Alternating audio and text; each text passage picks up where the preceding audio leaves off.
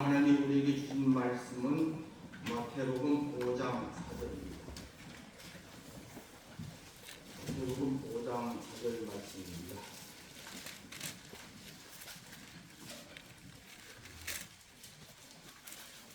제가 봉독하겠습니다. 애통하는 자는 복이 있나니 그들이 위로를 받을 것이요. 3월이 오면 우리 민족에게는 가장 먼저 떠오르는 사건이 있습니다. 바로 3일 만세의 날입니다. 만세의 소리가 온 하늘을 듣던 1919년 3월 1일, 어쩌면 그날은 우리 민족에게 가장 아프고 슬픈 시간이 아니었습니다. 말씀을 준비하면서 윤동주의 팔복이 생각났습니다. 슬퍼하는 자는 복이 있나니, 슬퍼하는 자는 복이 있나니, 슬퍼하는 자는 복이 있나니, 슬퍼하는 자는 복이 있나니. 8번 반복합니다. 시인 윤동주는 왜 이런 글을 남겼습니까?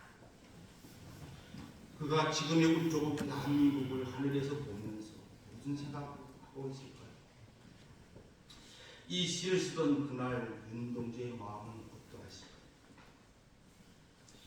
그때에도 슬픈 일이 많았지만 지금 우리가 살고 있는 이 세상에도 슬픈 일이 많습니다. 그래서 울고 있는 사람들도 많습니다. 돌이킬 수 없는 실수에 뼈아파하고 육체의 연약함 때문에 눈물을 흘리고 예상하지 못했던 이별의 아픔에 마음이 무너지기도 합니다. 왜일까요? 우리는 수고와 슬픔이 가득한 세상을 살고 있기 때문입니다. 죄로 얼룩진 세상을 살고 있기 때문입니다. 10편 90편 10절입니다. 우리의 수명은 70년, 힘이 있으면 80년이지만 인생은 고생과 슬픔으로 가득 차 있습니다. 이런 세상을 살아가는 우리들을 향하여 세상은 끊임없이 애통을 망각하고 즐기라고 소리 지릅니다. 한 번밖에 없는 인생 끝없이 즐기라고, 무슨 짓을 하든지 즐기라고 외칩니다. 그런데 오늘 예수님은 애통하는 자에게 복이 있다, 울어야 기쁨이 있다고 말씀합니다. 도대체 무슨 복이 있다는 말씀일까요? 왜 애통하는 사람에게 복이 있을까요? 애통이란 과연 무엇일까요? 우리는 이 세상을 살면서 누구나 다 이런저런 슬픔과 애통을 경험합니다. 그러나 오늘 산상수훈을 통하여 예수님이 말씀하고 있는 애통은 다른 차원의 애통입니다. 세상에서 우리가 나누는 애통이 아닙니다. 은혜 받은 자의 복 있는 애통을 말합니다. 성령의 은혜로 자신의 죄와 허물을 깨닫고 자신의 죄가 얼마나 많은지를 생각하면서 하나님을 바라보며 우는 슬픔입니다. 사랑하는 성도 여러분, 여러분은 죄 때문에 밤새도록 울면서 회개 기도를 해본 적이 있습니까? 죄의 삭신 죽음과 영원한 조짐이요 고통인 지옥을 생각하며 애통하며 물어보신 적 있습니까? 주님의 십자가를 생각하면서 주님, 내가 바로 주님을 십자가에 못 박은 죄인입니다. 내 죄 때문에 주님이 십자가를 지셨습니다. 내가 바로 주님을 십자가에 못 박은 죄인입니다 라고 고백하며 울며 통곡하며 기도한 체험이 있습니다. 이런 체험이 있는 사람은 거듭난 성도입니다. 구원받은 성도입니다. 은혜받은 성도입니다. 이런 체험은 반드시 우리 삶 가운데 있어야 합니다. 로마서 7장 24절에 보면 사도 바울의 탄식이 나옵니다. 오호라, 나는 곤고한 사람이로다. 이 사망의 몸에서 누가 나를 건져내라. 왜 이런 고백을 하고 있을까요? 로마서 7장 23절에 그 대답이 나옵니다. 내 지체 속에서 한 다른 법이 내 마음의 법과 싸워 내 지체 속에 있는 죄의 법으로 나를 사로잡는 것을 보는도다. 사도 바울은 자신의 내면을 보았습니다. 주를 위해 살고 싶고 말씀대로 살려고 하는 거룩한 마음과 자신을 끊임없이 죄악으로 유혹하는 또 다른 자기의 마음을 보았기 때문입니다. 아메리카 인디언에게 복음을 전하다가 목숨을 잃은 데이비드 브레이러드의 일기장에는 이런 글이 있습니다. 1740년 10월 18일 나는 아침 기도 시간에 내 영혼이 녹아내리는 것을 느꼈다. 내 속에 있는 사악함과 타락의 속성을 목격하고 나는 깊이 울었다. 데이비드 브레이러드는 훌륭한 선교사입니다. 인디언들을 위해 자신의 모든 것을 드렸던 분입니다. 그런 분이 운 이유는 자신을 보았기 때문입니다. 선교사이지만 자기 안에 사악함과 악독함이 가득한 마음이 있는 것을 발견하고 타락의 근성이 있는 것을 보고 깊이 울었던 것입니다. 이사야도 그렇습니다.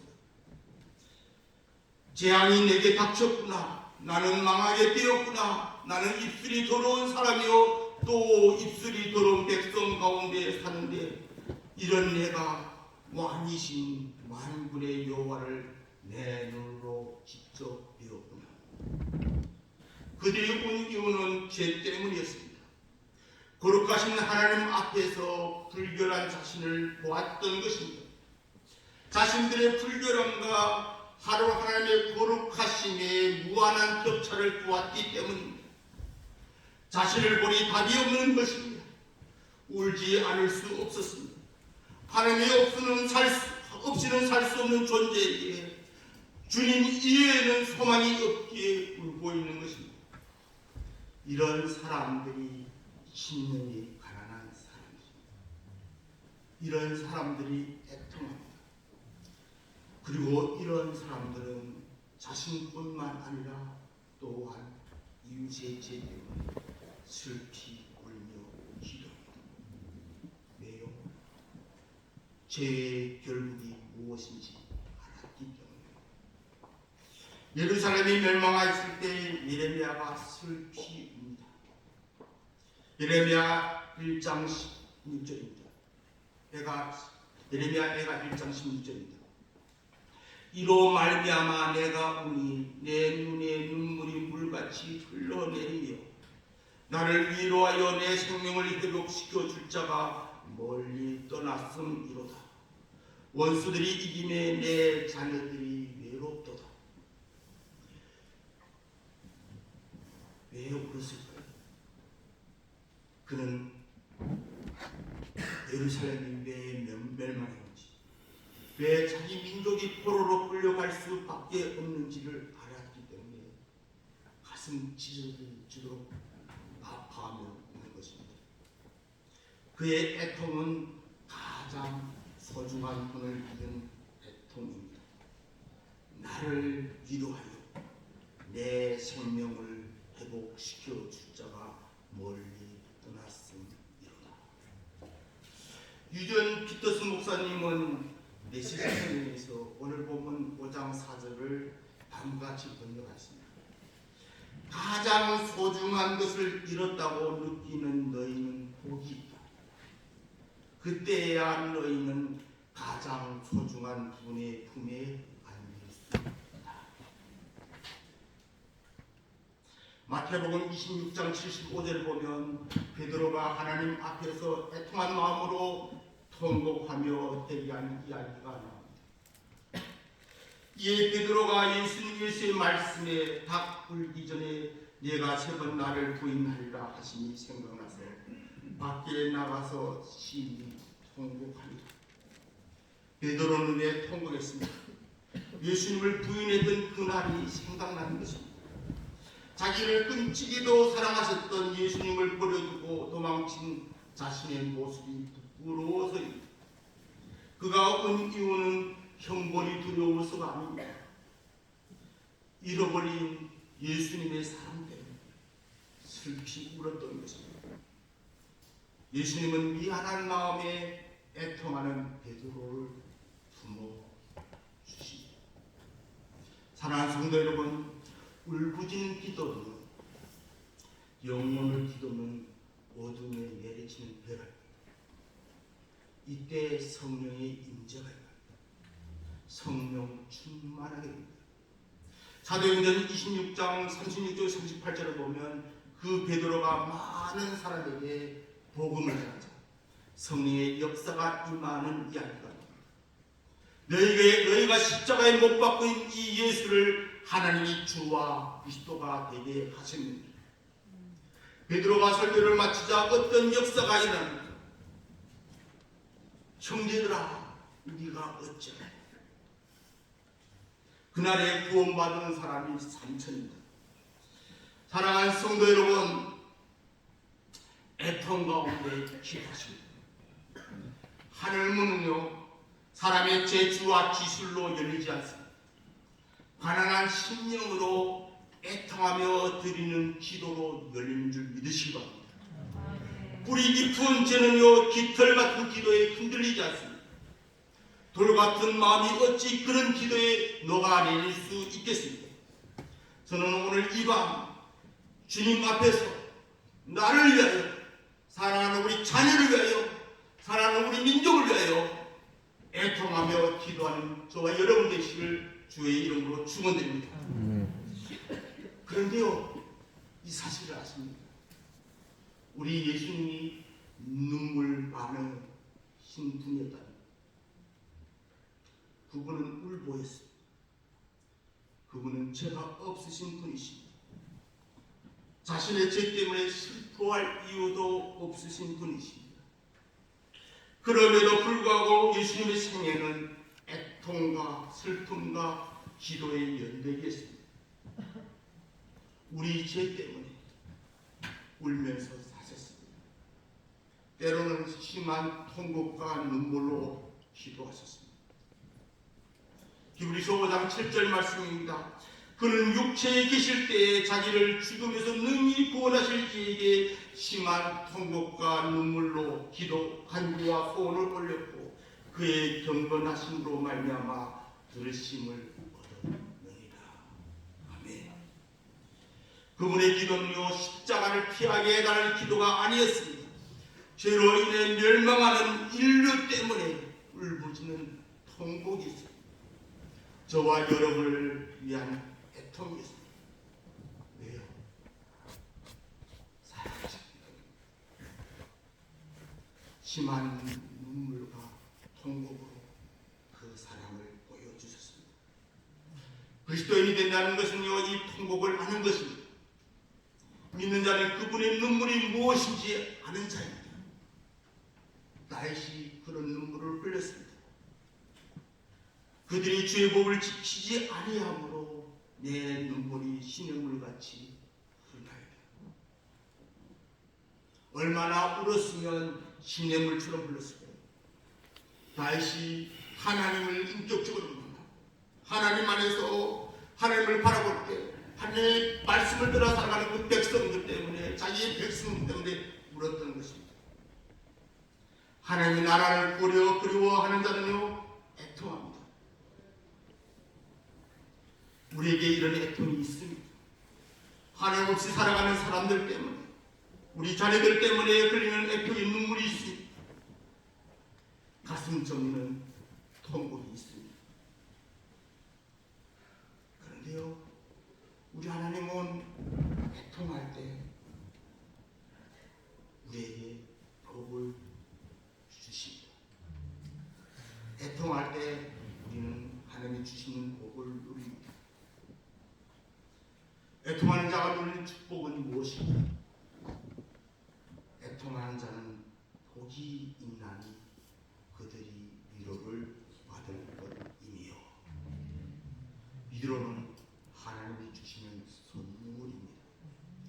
애통하는 자에게 하나님의 위로가 임합니다. 슬픔 많은 세상에서 위로가 없다면 정말 이 세상은 끔찍한 삶이거든요. 근데요, 이 위로라는 말에 의미가 있습니다. 위로는요 저절로 주어지는 것이 아닙니다. 위로해 주는 자가 있어야 그 그 위로의 비밀이 바로 위로라는 그 단어에 있습니다. 이 위로라는 말은 헬라어로 파라클레오이고 이 말에서 성령님을 의미하는 보혜사가라는 말입니다. 성령 하나님은 위로자이십니다. 요한복음 14장 16절입니다. 내가 아버지께 구하겠으니 그가 또 다른 보혜사를 너희에게 주사 영원토록 너희와 함께 있게 하시리니. 예수님은 성령님을 통하여 우리를 위로해 주십니다. 어떻게 위로해 주십니까? 너희와 함께 있게 하시리니, 함께 하심으로, 동행하심으로 우리를 위로하십니다. 하나님을 만나고 하나님의 임재를 경험하는 것만큼 참된 위로는 없습니다. 주님을 만날 그때 우리 성령 하나님께서 우리와 함께 계시기 때문입니다. 성령이 아니고서는 너희가 예수를 주라 할 수 없습니다. 말씀하신 주님, 그분은 위로자이시고 우리와 함께 하시는 우리의 영원하신 동행자이십니다. 그래서 기쁨은요, 고통의 부재가 아닙니다. 세상은요, 그 고통이 없으면 기쁨이 올 거라 말합니다. 그러나 기쁨은, 성경이 말하는 기쁨은 고통의 부재가 아니라 하나님의 임재하심, 성령 하나님이 함께 하신 그분의 위로하심이 복인 줄 믿으시기 바랍니다. 사람의 위로는 불완전합니다. 오직 주님의 위로만이 완전합니다. 그러므로 주님으로부터 위로받는 사람들이 참으로 복 있는 사람인 줄 믿습니다. 어떤 사람에게 주님의 위로가 있는가? 자기의 자신의 죄와 허물을 깨닫고 애통해하며 회개하는 사람에게 주님의 위로가 임합니다. 이러한 사람들은 제 사함을 받고 의롭다함을 얻게 되기 때문입니다. 주님은 세례의 기도를 들으시고 이런 말씀합니다. 이 사람이 의롭다 하심을 받고 그의 집으로 내려갔느니라. 기도했던 바리새인들을 칭찬하시지도 않았습니다. 하나님은 애통하며 주님을 찾는 그 세례를 향하여 의롭다 하심을 받았다고 말씀하십니다. 우리 주님은 회개하는 사람의 모든 죄를 용서하시기만 한 것이 아니라 그 죄를 도말해 주시고 과거의 모든 죄를 기억하지도 않으십니다. 나 곧 나를 위하여 내 허물을 도말하는 자니 내 죄를 기억하지 아니하리라. 에스겔서 18장 21절 22절입니다. 그러나 악인이 만일 그가 행한 모든 죄에서 돌이켜 떠나 내 모든 율례를 지키고 정의와 공의를 행하면 반드시 살고 죽지 아니할 것이다. 그 범죄한 것이 하나도 기억함이 되지 아니하리니 그가 행한 공의로 살리라. 아무리 악한 인간이라 할지라도 회개하고 돌이키면 주님은 용서해주고 그 모든 죄도 기억하지 않으시고 함께 동행하시겠다고 우리에게 말씀하고 있습니다. 사랑하는 성도 여러분, 세상의 소리에 속지 마십시오. 하나님을 떠나 먹고 마시며 웃고 떠드는 자들을 두려워하지 마십시오.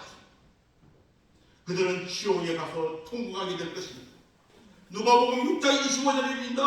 화 있을진저 너희 지금 배부른 자여 너희는 주리리로다. 화 있을진저 너희 지금 웃는 자여 너희가 애통하며 울리로다. 세상에서 먹고 마시며 하나님을 비웃고 하나님을 믿는 사람들을 존엄하는 사람들, 그들에게는 애통할 날이 올 것이라고 우리 주님은 말씀합니다. 주님 사랑하는 성도 여러분, 어렵고 힘들 때일수록 저 천국을 바라보죠.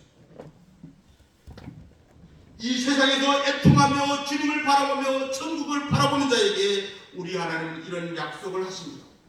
지금 드린 자는 복이 있나니 너희가 배부름을 얻을 것이며 지금 우는 자는 복이 있나니 너희가 웃을 것이니요. 지금 우는 사람들에게는 장차 웃을 날이 올 것이라는 것입니다. 주님 품에 안기며 그 품에 안겨서 영원토록 주님과 함께 살 영광의 그날, 그분이 예비하시고 준비하신, 우리를 위하여 준비하신 저 천국을 사모하며 살아가는 저와 여러분이 되시길 주의 이름으로 축원드립니다. 말씀을 시작하면서 윤동주의 시를 나누었습니다. 슬퍼하는 자는 복이 있나니, 슬퍼하는 자는 복이 있나니, 슬퍼하는 자는 복이 있나니, 슬퍼하는 자는 복이 있나니, 저희가 영원히 슬퍼할 것이요. 왜 그가 이런 글을 썼을까요? 제가 이 말씀을 묵상하면서 윤동주의 마음도 한번 고민해 봤습니다. 그는 그리스도인입니다. 2년 동안 절필하고 쓴 시가 이 시. 그 고통 가운데 깊이 하나님을 묵상했던 것은 아닐까요? 주님, 지금 너무나 슬픕니다. 아픕니다. 그러나 저 영원한 곳, 주님과 함께하는 그곳에 갈 수만 있다면 나는 영원토록 슬퍼하겠습니다. 이 고백이 신이자 그리스도인이었던 윤동주의 고백이 아닐까요? 오늘 주님은 말씀합니다. 애통하는 자에게 복이 있나니 저희가 위로를 받느니라. 사도 바울의 고백입니다. 찬송하리로다. 그는 우리 주 예수 그리스도의 하나님이시요 자비의 아버지시요 모든 위로의 하나님이시며 우리의 모든 환난 중에서 우리를 위로하사 우리로 하여금 하나님께 받는 위로로 모든 환난 중에 있는 자들을 능히 위로하게 하신 이시 위로다. 하나님은 여러분을 통하여 또 이 땅 가운데서 아파하고 슬퍼하는 자들을 위로하기를 원하십니다. 우리 주님이 여러분과 함께 하십니다. 그분은 위로자이시고 우리와 영원토록 동행하시는 우리의 구주이십니다. 오늘 십자가를 묵상하며 나라와 민족과 사랑하는 가족과 우리 자녀들 또 우리 자신을 위하여 기도하시며 주님의 부어주신 그 성령의 임재 말씀 가운데 나아가는 저와 여러분 되시길 주의 이름으로 축원드립니다. 기도하겠습니다. 주여